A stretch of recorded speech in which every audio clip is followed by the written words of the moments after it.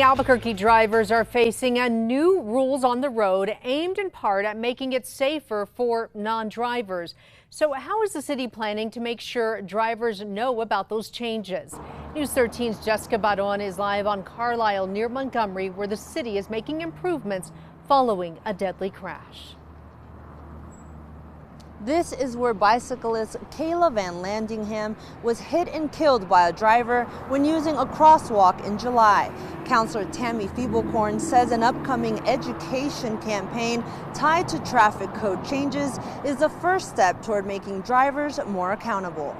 Making sure that we consider vulnerable road users, making sure that everybody can get where they want to go safely. Councilor Tammy Feeblecorn says protecting drivers and anyone using the road is at the heart of the latest traffic code reforms. The issue came into the spotlight over the summer when 19-year-old Kayla Van Landingham was hit and killed on her bicycle when crossing the road near Carlisle and Delamar. Her death prompted the city to update that particular crosswalk by adding a hawk signal. But Councilor Feeblecorn wanted to take a broader approach and update the city's traffic code, something that hasn't happened in over 50 years. Her ordinance, which passed council this week, says drivers must stop at crosswalks and better defines who a vulnerable road user is. So now we have in writing how a vehicle has to interact with traffic of non-vehicle variety. And now we know if you are coming up on a crosswalk and there is a human near it, you must stop. But she says changing the codes isn't enough without educating drivers and road users. That's why she also introduced a resolution requiring the city to put a plan in place to let people know about the new rules.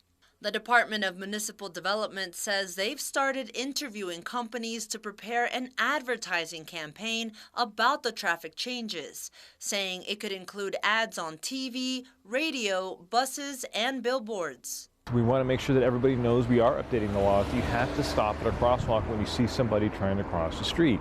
And we know that this is brand new information for a lot of people, so we want to make sure they know about it. Councilor Feeblecorn says once a campaign is developed, they plan to share it with driving schools as well as APS.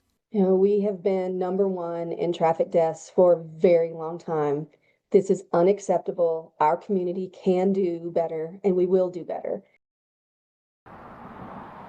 The city says there is no timeline for when the educational campaign will start, but say once it's implemented, they will provide monthly updates to City Council to track its effectiveness. They add they will also do an inventory check on all the crosswalks in Albuquerque to make sure that they're striped correctly. Back to you. All right, thank you, Jessica. Councilor Feeblecorn says the city is also working to install 7 more hawk signals throughout the city in the next few months.